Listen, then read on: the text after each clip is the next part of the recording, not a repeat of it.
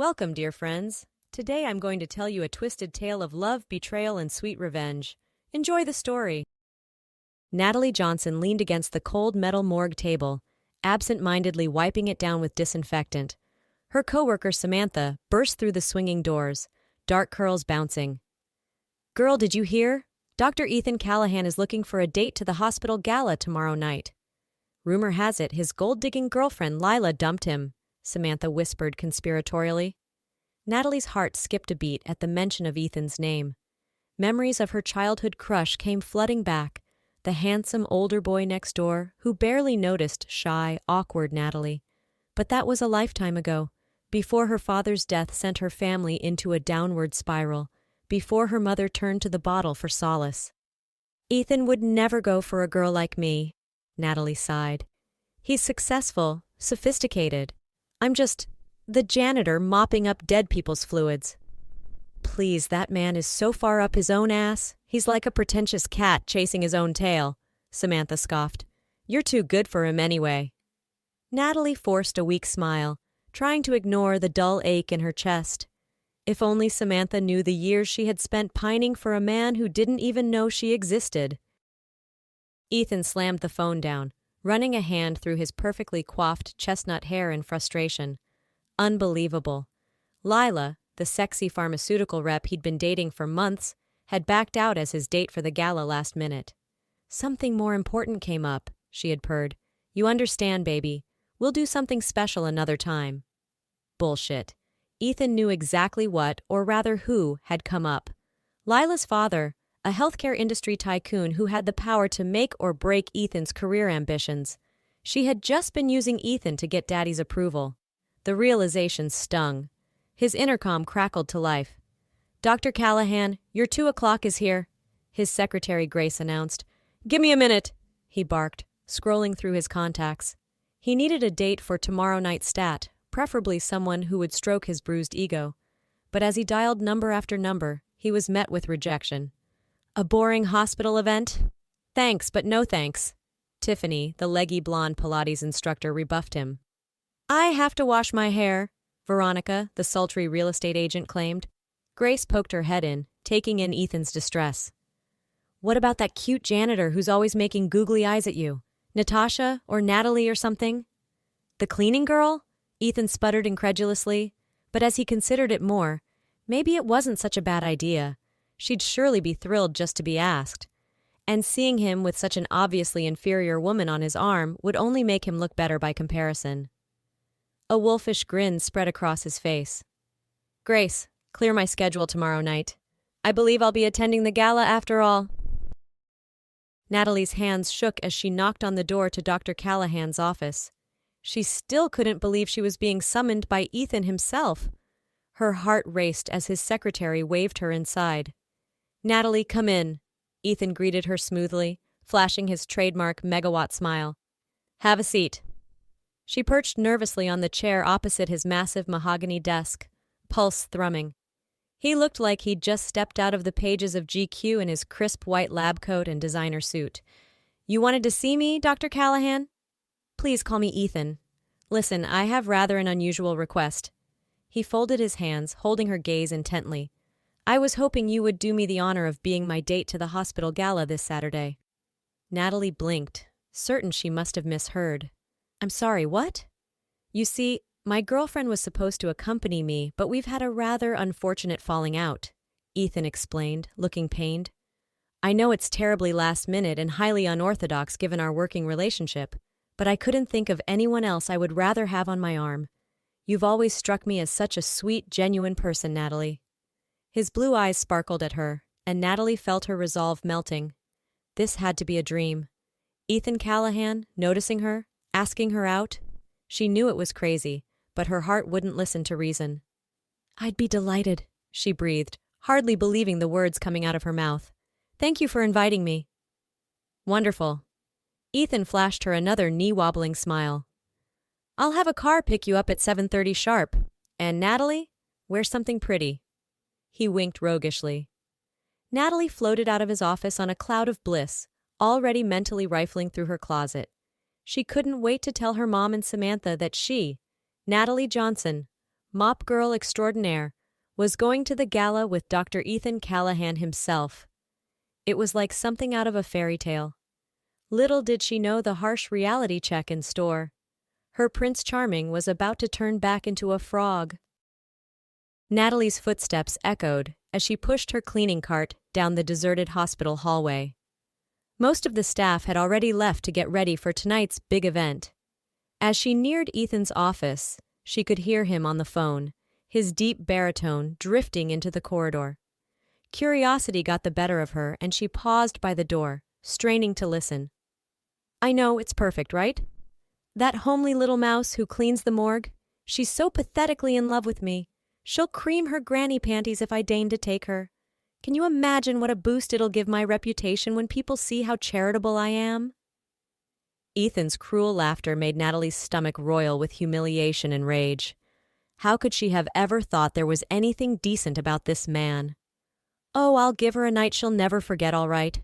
A few drinks, a pity dance, maybe a sympathy grope in the coat room, and she'll be eating out of my hand. Girls like that are so damaged they're grateful for any scrap of attention."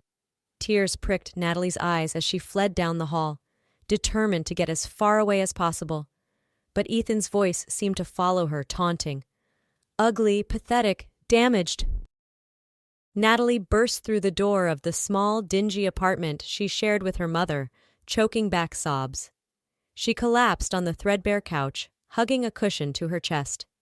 Ellen Johnson emerged from the kitchen, a dish towel slung over her shoulder, and a concerned expression on her careworn face. "Natalie, honey, what's wrong?" Between hiccuping breaths, it all spilled out. Her ridiculous schoolgirl crush on Ethan, overhearing his malicious scheme, the soul-crushing realization that she truly was as pathetic as he said. "Oh, baby," Ellen sighed, perching on the couch and pulling her daughter into a tight hug.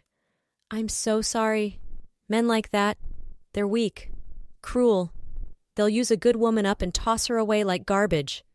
She smoothed Natalie's hair back from her tear-stained face, a fierceness glinting in her eyes. "But you listen to me, Natalie Rose Johnson. You are not weak. You are not pathetic or ugly or damaged. You're a survivor. You're my beautiful baby girl, and no spoiled rich brat is going to take that from you. You hear?" Natalie looked up at her mother quizzically as Ellen rose and hurried to the bedroom. After several minutes of determined rummaging, she emerged holding a small metal lockbox. "I've been putting aside a little money here and there for years, for a rainy day or to give you a head start in life," Ellen explained, working the combination lock. "I think this qualifies as a downpour, don't you?" She pressed a wad of bills into Natalie's hand. It wasn't a fortune by any means, but it was more cash than Natalie had ever held at once. "Now you are going to march into town, get yourself dolled up at that little salon on Main Street, buy a dress that'll knock 'em dead, and you are going to walk into that gala tonight with your head held high," Ellen commanded. "Show that smarmy doctor and everyone else that Natalie Rose Johnson is nobody's charity case." The staff milled around anxiously on the restaurant's porch, waiting for the spectacle to begin. Most had never laid eyes on the dowdy little morgue mouse, but word of Ethan Callahan's goodwill gesture had spread like wildfire. "This is going to be fun," the guests giggled. "I bet she'll show up in an old-fashioned floral dress and orthopedic shoes," someone shouted from the crowd. Ethan strutted around the porch, soaking in the attention with a smug grin. This was perfect. Not only would he get praised for his magnanimity in taking pity on a charity case, but it would solidify his position as top dog at the hospital. Dating Lila may have bought influence with the higher-ups, but making a pathetic nobody's dream come true? That demonstrated real power. As a sleek black town car pulled up to the curb, excited murmuring rippled through the crowd. This was it. Ethan smoothed his lapels and prepared to condescendingly welcome poor frumpy Natalie. But the woman who stepped out was anything but frumpy. A vision in a sleek champagne-colored sheath that hugged her lush curves, hair in a sophisticated chignon. She glided up the walkway like a movie star gracing the red carpet. Ethan's jaw dropped as she drew closer, and he realized it was Natalie, but not the Natalie he knew. This creature was polished and poised and breathtaking. She held her head high as the crowd fell into a stunned silence. "Hello, Ethan," she purred as she reached him, ruby lips curving into a sphinx-like smile. "Thank you so much for inviting me to this lovely event, although I must admit your intentions were a bit transparent." Ethan sputtered, trying to regain his footing. "Natalie, that dress. You mean you're surprised the ugly little morgue mouse cleans up so well?" She finished archly. "Yes, I suppose you would be. After all, you've barely glanced my way since we were neighbors all those years ago." She leaned in conspiratorially. "I had quite the crush on you back then, you know. Funny how things change, shall we?" With that, she breezed past him into the restaurant, leaving him to scurry after her like a chastened puppy. Shell-shocked whispers and titters erupted behind them. This was not going according to plan, not at all. Through the first few courses, Natalie sparkled, effortlessly charming Ethan's colleagues with witty remarks and warm smiles, leaving him tongue-tied and off balance. She pointedly ignored his clumsy attempts to regain control of the situation, directing her attention everywhere but at him. As the band struck up a sultry Latin number, the dashing Dr. Suarez materialized at Natalie's elbow, offering his hand with a gallant bow. "May I have the pleasure of this dance, Natalie?" She graced him with a dazzling smile. "Why, I'd be delighted, Raphael." As he led her to the dance floor, she tossed a cool glance over her shoulder at Ethan. "You don't mind, do you? I'm sure you want to mingle with your guests." Ethan could only watch helplessly as Natalie moved sinuously in Raphael's arms, their bodies almost indecently close. A muscle ticked in his clenched jaw as Raphael's hand drifted lower on her back. This was a disaster. Not only was he failing to put Natalie in her place, but she was making him look like a fool in front of everyone. When the dance ended and another man instantly claimed Natalie for the next number, something in Ethan snapped. He barged onto the dance floor, forcibly inserting himself between them. "I'm cutting in," he growled. Natalie raised a sardonic brow but allowed herself to be drawn into his arms. They swayed stiffly for a few moments before Ethan bit out, "What the hell are you playing at?" She gave him a look of wide-eyed innocence. "Why, I'm sure I don't know what you mean, Ethan. I'm simply enjoying myself at the party my date so graciously invited me to." Date. He had called himself her date, hadn't he? But not like this. The plan had been for her to embarrass herself, not for every man in the room to look at her like she was a juicy steak and they were starving dogs. "You're making a spectacle of yourself," he hissed. "Oh, and here I thought I was saving you from making a spectacular ass of yourself by trying to humiliate me," she cooed with false sweetness. "Did you really think I wouldn't find out about your nasty little scheme?" Ethan paled. She knew. Of course she knew. And now she was determined to punish him. The music ended and Natalie stepped back, smoothing her dress. "If you'll excuse me, I need to powder my nose. I'm sure I'll have no trouble finding another gallant escort back to the table." With that parting shot, she sashayed away, leaving Ethan fuming impotently on the dance floor. The rest of the evening passed in a similar fashion, with Natalie as the glittering belle of the ball and Ethan stewing miserably on the sidelines. He'd lost count of the dances she'd shared with other men, each one stoking his ire higher. As the event finally wound down, he managed to corner her on the porch. "Natalie, wait, I'm sorry. I've behaved abominably. Let me make it up to you. Come home with me tonight. Give me a chance to show you the man I really am." Natalie looked at him, really looked at him, her gaze penetrating and merciless. This wasn't the shy, infatuated girl he'd so callously planned to manipulate. This was a woman who saw through all his pretenses.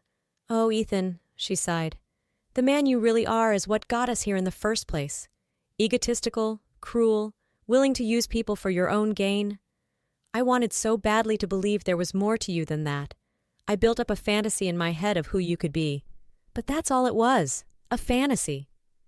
Ethan's guests had begun to filter out onto the porch, curious about the confrontation unfolding. Natalie smiled at them sadly. "I want to thank you all for a delightful evening. And Ethan, I must thank you too, for giving me this beautiful dress, this magical night, but most of all, for curing me of the childish infatuation I've clung to for so long. I see now that you're not the hero I tried to make you out to be. You're just a small, insecure man who tears others down to build himself up." With that, she turned and glided down the walkway to the waiting car. The crowd parted to let her pass, awed by her dignified bearing. Ethan started to go after her, but a hand on his arm stopped him. It was Dr. Suarez, shaking his head with something like pity in his eyes. "Let her go, man. You've done enough." Ethan could only watch dumbly as the car pulled away, taking Natalie and the tattered remnants of his pride with it. He was left standing alone, burning with humiliation, as his guests eyed him with contempt and disdain, and not a single person stepped forward to offer him comfort. The mouse had roared, and the cat had been declawed in front of everyone. Ethan had a feeling the fallout from tonight was only beginning. Numbly, he turned and slunk back into the dying party, his supposed triumph turned to ashes in his mouth.